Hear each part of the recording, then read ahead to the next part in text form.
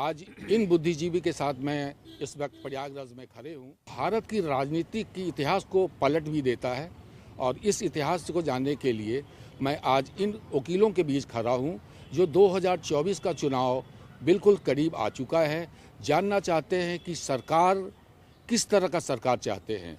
जो पहले से मोदी सरकार अभी हैं, ये 10 साल से और तीसरे टर्म के लिए तैयारी कर रहे हैं। जानना चाहते हैं इस प्रयागराज में इन बुद्धिजीवी वर्ग से क्या उम्मीद किया जाए कि सरकार फिर यही आएगी, दोहराई जाएगी या नया कोई विकल्प इन सोचेंगे।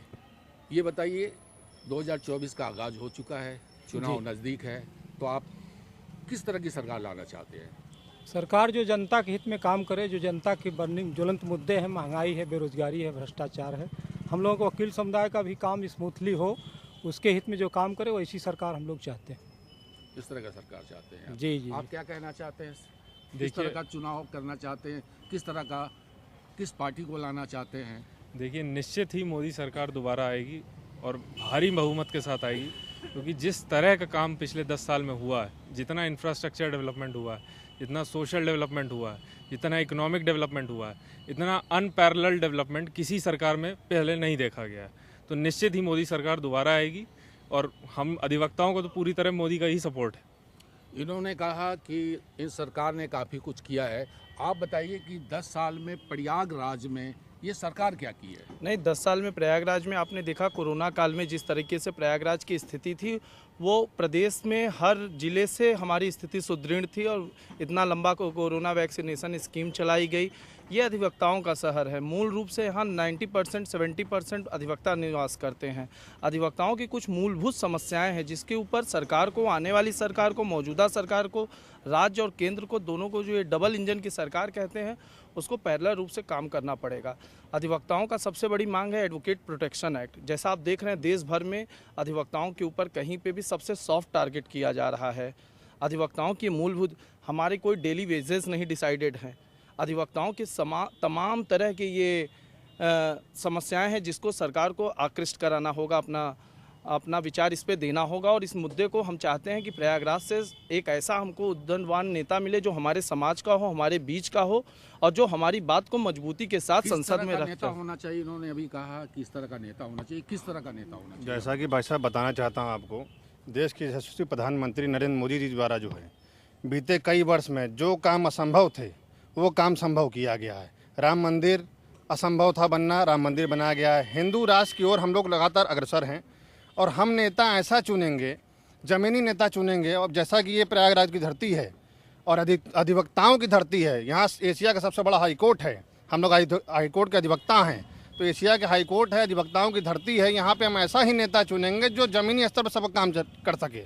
और उसमें जो है भाजपा ऐसे लोगों को चुन कर सर्वे कर टिकट दे रही है, तो निश्चित तौर पर सत्ताधारी पार्टी जो है सत्ता में पुनः वापस आएगी। आपसे फिर मैं थोड़ी देर में आ रहा हूँ। आप ये बताइए कि प्रयागराज में क्या विकास हुआ?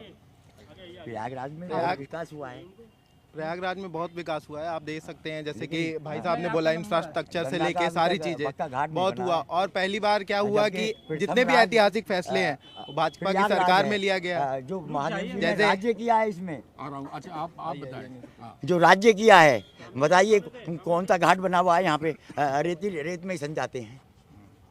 अब बताइए क्या वहाँ पे कोई पक्के घाट में करेगा? वो कांच पे बैठो या रेती में लूटो, सारे कपड़े खराब हो जाते हैं। तो इस बार वोट किसको देंगे आप फिर? वोट तो अब जो और हाँ तो विकास कर रहा है, सब में सड़क वड़क सब चौड़ी कर दी है, लेकिन इसका नंबर भी आ ही जाएगा।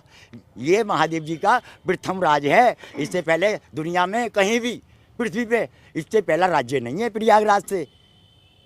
यहाँ शंकर ने ही राज किया है। भले से गोरा ने राज यहाँ नहीं किया हो या हिमाचल में किया हो, ये मैं नहीं कहता गोरा ने राज किया है यहाँ, लेकिन ये मैं जानता हूँ, मेरे बूढ़े ने बताया है कि प्रथम जो राज था महादेव जी का, वो शंकर जी का यहीं पे ही था प्रयागराज में, लेकिन घाट आज तक नहीं बना। अच्छा, ठीक है। मैं आदर्श शुक्ला, अधिवक्ता उच्च न्यायालय। सबसे पहले आदरणीय मोदी जी की सरकार में यशस्वी प्रधानमंत्री जी के नेतृत्व में भारत का विकास हुआ है और उन्होंने जो मुद्दों को चुनाव के पहले उठाए थे, उस पर काम भी किया। राम मंदिर का निर्माण देख लीजिए या बनारस का देख लिया, काशी का जो भी। और उन्होंने जो मेन मुद्दा था कोरोना काल में चढ़ बढ़ के, जबकि सारे देशों में ये परेशानी थी, लेकिन भारत एक विकासशील देश है, उसके बाद भी उन्होंने जिस तरह से इसको हैंडल किया है, और सड़क निर्माण देख लीजिए, मेडिकल के क्षेत्र में देख लीजिए। बस एक ही हम लोगों के अधिवक्ताओं के मुद्दे हैं कि उस पर जो है उनको प्रोटेक्शन बिल दिया प्रोवाइड किया जाए, और अधिवक्ताओं को जो स्टार्टिंग में जो प्रैक्टिस करते हैं उनके लिए कुछ ऐसी योजनाएं लाई जाए जिससे उनको परेशानी न हो। धन्यवाद। मेरा सवाल है कि प्रयागराज में 10 साल से ये सरकार है, ठीक, और तीसरे टर्म में ये सरकार फिर आ रही है, तो 10 साल में प्रयागराज में इन सरकारों ने क्या किया, ये मैं जानना चाहता हूँ। बहुत विकास किया है यहाँ पर।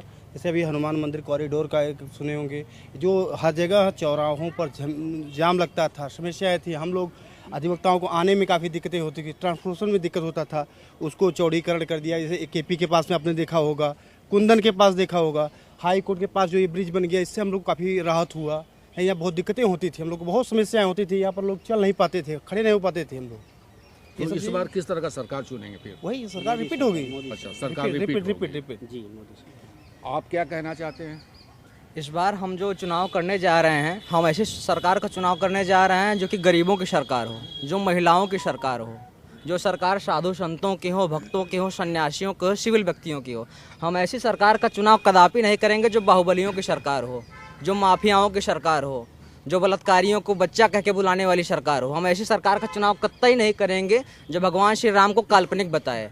इस बार हम चुनाव ऐसे पार्टी को वोट देंगे, ऐसी सरकार का चुनाव करेंगे, ऐसी सशक्त सरकार का चुनाव करेंगे जो विश्व स्तर पर इस हिंदू राष्ट्र को दिखाए। राम की बात हुई, अब हमारे यहाँ कृष्ण की बात होगी, विश्वनाथ वाले बाबा विश्वनाथ की बात होगी, बनारस वाले काशी विश्वनाथ की बात होगी।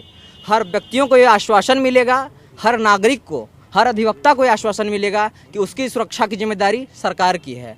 हर एक गरीब राह पे चलता कोई भी गरीब किसी भी से भी किसी माफिया, गुंडा या किसी बाहुबली से डरेगा नहीं। उसे विश्वास होगा कि हमारे शहर में, हमारे राज्य में कानून का शासन है, विधि का शासन है, और हमारी सत्ता की बागडोर ऐसे हाथों में है जो गरीबों की रक्षा करेगा, जो साधुओं संतों की रक्षा करेगा। धन्यवाद। आपका कहना है कि डबल इंजन की सरकार फिर इस बार ट्रिपल इंजन की सरकार होगी। डबल इंजन है, ट्रिपल इंजन चाहते हैं? निश्चित तौर पे भाई साहब, जैसा मैंने कहना चाहता हूँ कि भाजपा की सरकार, मैं भाजपा के पक्ष में नहीं कह रहा हूँ, मैं अजीत द्विवेदी अधिवक्ता उच्च न्यायालय अपने सभी भाइयों के साथ ये कहना चाहता हूँ, और सबसे अपील है, जनता से अपील है कि आप जो है भाजपा को देखकर मत वोट दीजिए, आप सत्ता को देखकर वोट मत दीजिए।